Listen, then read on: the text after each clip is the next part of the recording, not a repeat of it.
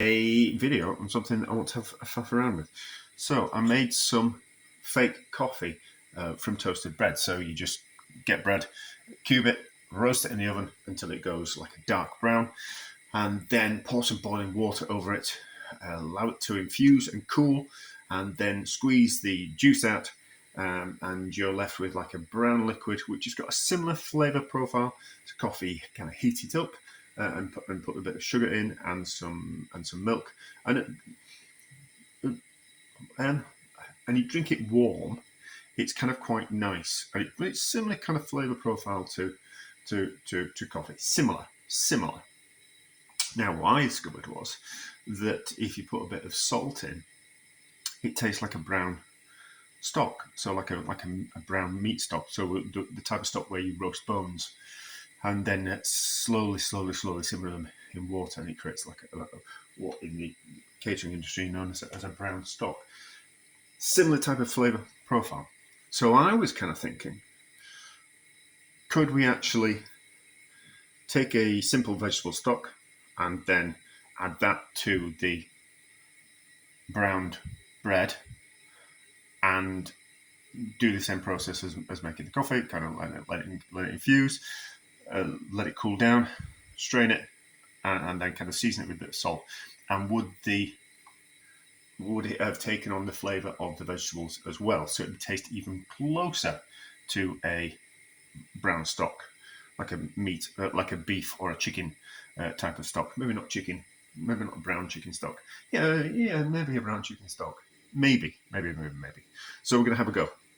And also that'll mean that it's vegan, but also it'll mean that we can include it into the 10 simple ingredients, because in the 10 simple ingredients we've got flour, which we make the bread out of, and we've also got some onions and carrots as the root vegetables. Now, obviously, it would taste better if we put in more vegetables, so some celery in there, a bit of garlic, but they're not in the 10 simple ingredients. So I want to, and I've got carrot and onion in the house already, so let's just keep it simple with carrot and onion.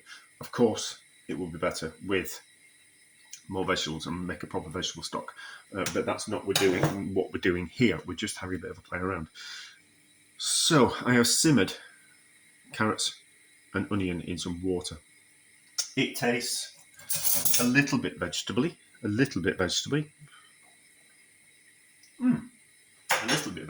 but by pureeing it and then squeezing the pulp through a cloth, we'll get a better flavoured stock. It will be cloudy, but we're not after clarity, we're after flavour.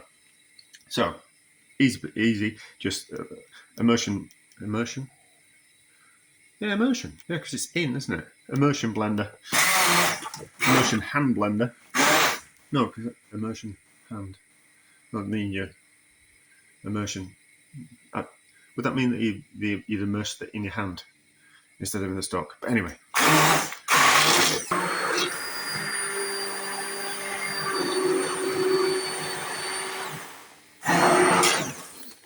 Right, that has now pureed. Just knock off that bit of vegetable puree using your hand. Don't bash it on the side of the pan, because that's metal, that's plastic, that'll crack. And then just pour this mixture through a fine cloth. It's just a bit of old bedding which I had a seam put all the way around the outside, so it's quite it was a 400 thread Egyptian cotton, and when it finally was, I could no longer put it on my bed. I kind of thought, well, there's not all the cloth has kind of like got a little bit shredded. That sounds terrible, but I'm sleeping in shredded bed linen. No, as like when it started to fray around the edges and look a bit rough, I want to call it. I couldn't even use it as an undersheet anymore.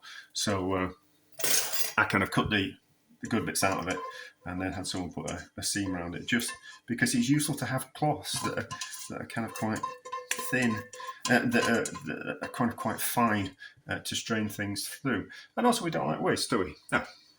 So, obviously, too hot to handle, but what we can do is we can just let that sit over a pan, the pan that we're going to heat up the liquid in. So we'll just So I think it's capillary action. I didn't really pay attention in science. Although I do remember a friend telling me that they had a science class where the was it Dr. Brown, because he was the doctor of chemistry. Dr. Brown, our teacher, he didn't do it. Didn't teach me this. That he took some beer and distilled it and turned it into whiskey. So I would have paid attention if we'd done things like that. But anyway, so capillary action is when a liquid will travel up and over the side of a pan, and if these leaves of cloth are all like that, what will happen is the liquid will soak over and make a mess of the board. And we don't want to waste. We don't want that to happen because it'll make a mess. But also we don't want to waste the stock. So we just have to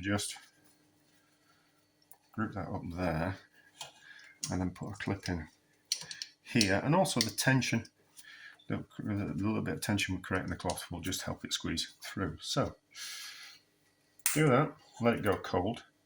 It'll drain through. You can always see this draining through, and then we'll toast the bread. We'll cube it up the bread.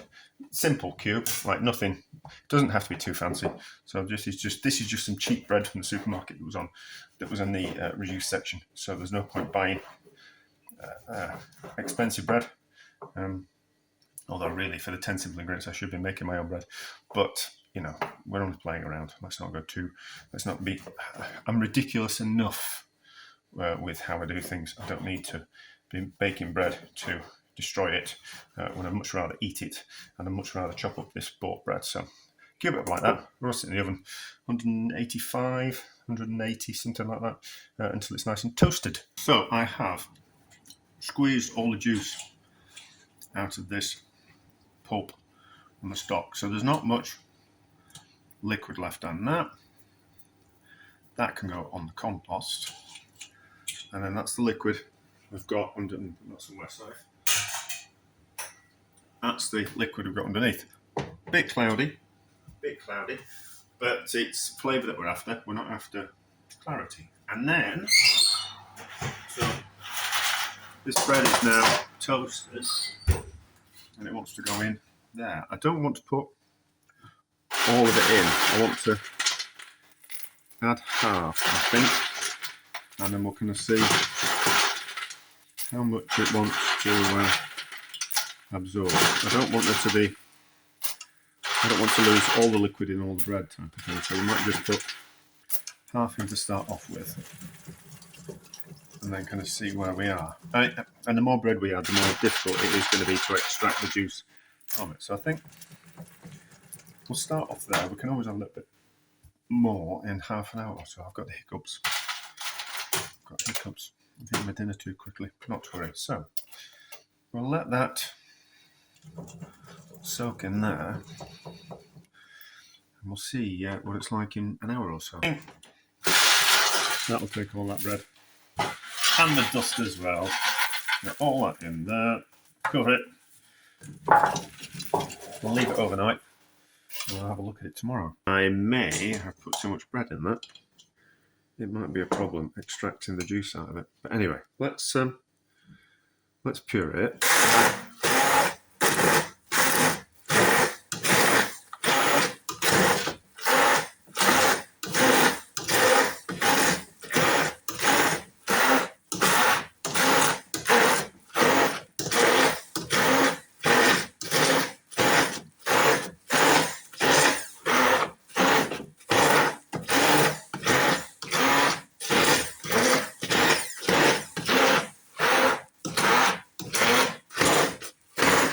Yeah, I've put too much bread in that.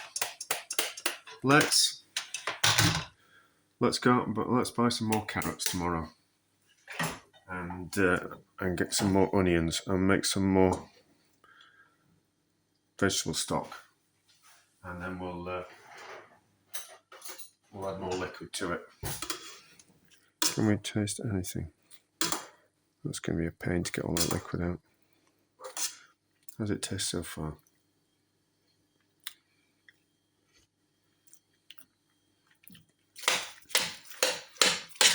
Not bad. We're just not going to get much liquid out of that. Anyway, let's make some more stock.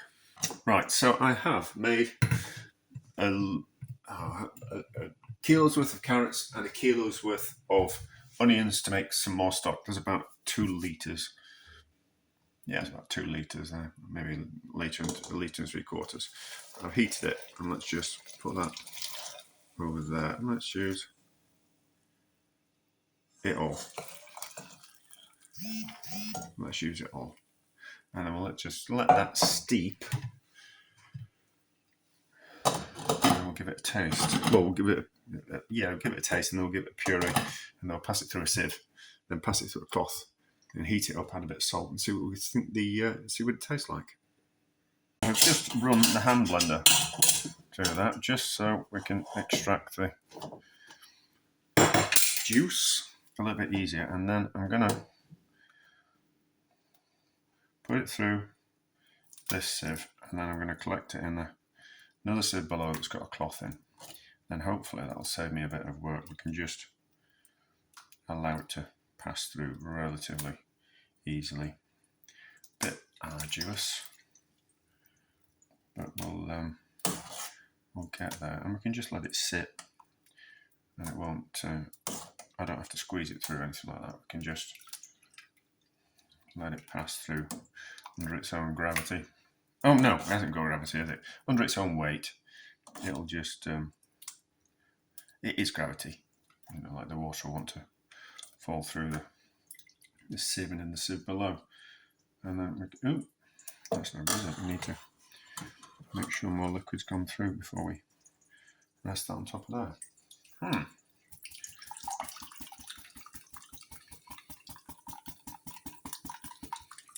It's a bit annoying, but anyway, it's always a faff, isn't it? Right, I have filtered and faffed. We have cold and we have hot. Let's taste the cold.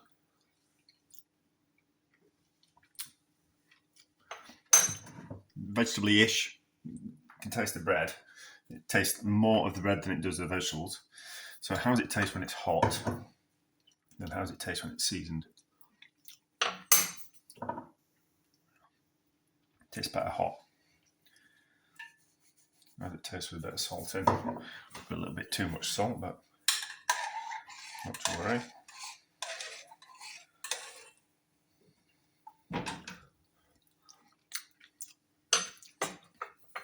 Do you know?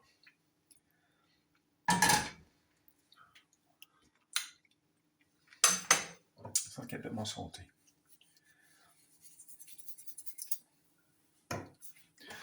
So I made some fake Marmite. Well, used this as a base to make some Marmite. You know, that's not bad. Let me get a bigger spoon and turn that off. So let's get a bigger taste and see what we think of this. It's a bit murky, but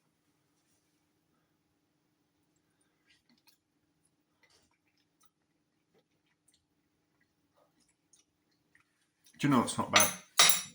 Do you know that's not bad? I think if we used more vegetables like celery, and I think if we put some tomato puree in there, I think that'd be rather kind of quite nice. So it is fakey beefy stock.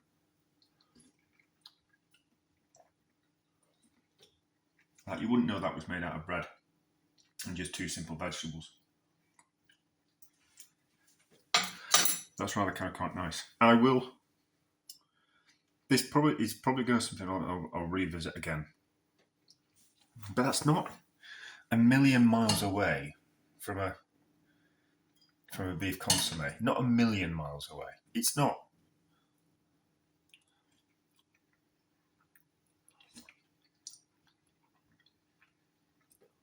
Yeah, now it's salty. If it had a bit of tomato in it,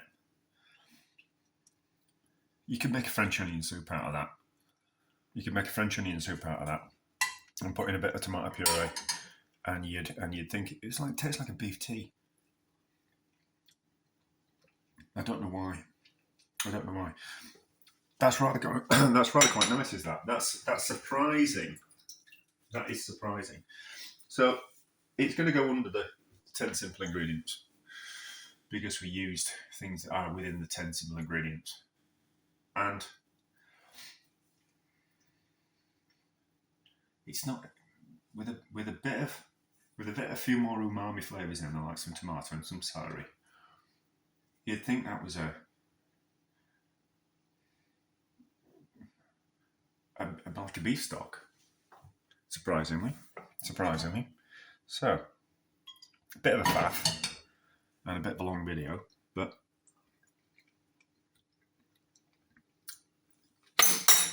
that's quite interesting. Success? Yeah. Because you could use it as a beef stock substitute. So, yeah. I don't know what to kind of think of it. I don't know. I'm a little bit lost for words, so I probably need to have a think. But probably something that we'll revisit in the future. So yeah, a success. I'm just a bit lost for words. Because it probably tastes better than the beef stocks that you buy in the packets from the supermarket. From what I remember of tasting them. Yeah. And yeah. So, a success. Yes, a success.